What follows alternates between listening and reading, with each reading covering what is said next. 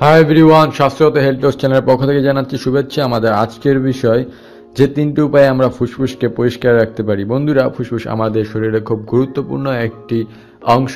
আমরা ফুসফুসের সাহায্যে শ্বাস প্রশ্বাস নিয়ে থাকি। বন্ধুরা, এই ফুসফুস যদি আমাদের ভালো থাকে তাহলে আমাদের শরীর অনেকটা সুস্থ থাকে। তো এই ফুসফুসকে পরিষ্কার রাখার জন্য আমরা তিনটি উপায় গ্রহণ করব। প্রথম উপায়টি হচ্ছে আমরা ফুসফুসকে ভালো রাখে এমন একটি শরবত খেতে পারি, সেটা হচ্ছে লেবু শরবত। বন্ধুরা, লেবু শরবত রয়েছে প্রচুর পরিমাণে ভিটামিন সি, যাতে রয়েছে খুব অনেক অ্যান্টিঅক্সিডেন্ট, যা আমাদের ফুসফুসকে সতেজ রাখে। তো বন্ধুরা, আমরা যদি সকালে এবং দুপুরে এবং রাতে যদি আমরা 3 বেলা করে 1 গ্লাস করে লেবু শরবত খাই, তাহলে আমাদের ফুসফুস অনেকটা সতেজ থাকবে। দ্বিতীয় যে কাজটা করতে পারি সেটি হচ্ছে আমরা গাজরের জুস খেতে পারি। বন্ধুরা, গাজরের জুসে রয়েছে প্রচুর পরিমাণে ফুসফুসের পরিষ্কার করার ক্ষমতা। বন্ধুরা, গাজরের জুস যদি আমরা পান করতে পারি তাহলে আমাদের ফুসফুস সতেজ থাকবে এবং আমাদের ফুসফুসের নোংরা টক্সিনগুলো বের হয়ে যাবে।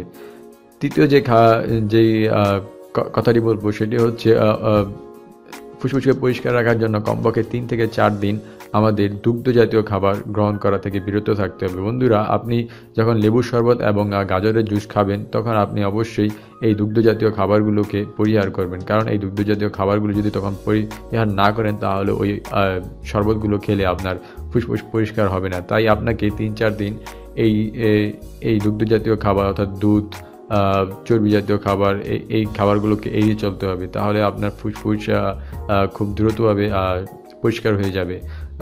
এছাড়াও আপনি আপেলের জুস এবং কমলার জুস খেতে পারেন, কারণ এগুলোতে রয়েছে ফুসফুসকে পরিষ্কার করার অনেক গুরুত্বপূর্ণ উপাদান।